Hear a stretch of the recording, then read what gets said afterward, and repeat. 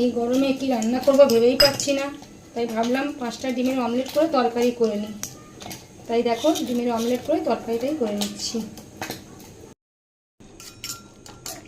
রাতের রান্না তো বেশি কিছু ঝামেলা করলাম না, ডিমের অমলেট করেই তরকারি করে নেব।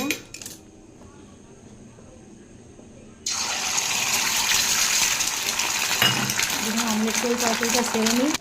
আমি আজকে সকালের তরকারি সব আছে, কারণ গরমে সবাই কিছু সেরকম খাইনি, যা যা বানিয়েছিলাম, তাই রাত্রিরে সেরকম কিছু রান্না করলাম না। এই 5টা ডিম নিয়ে এসে অমলেট করে তরকারি করে নিচ্ছি, আর এইদিকে ভাত করে নিচ্ছি।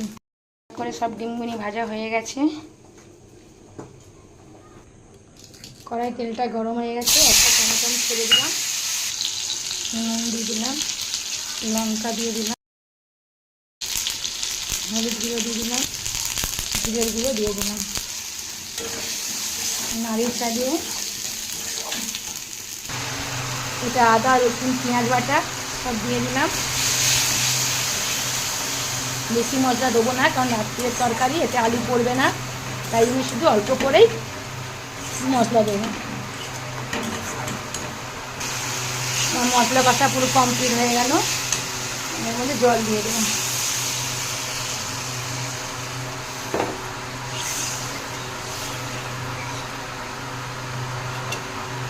এক এক করে ভাজা ডিমগুলিকে দিয়ে দিই।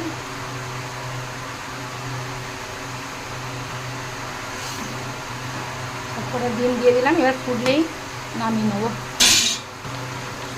তো দেখো আমার তরকারি পুরো কমপ্লিট।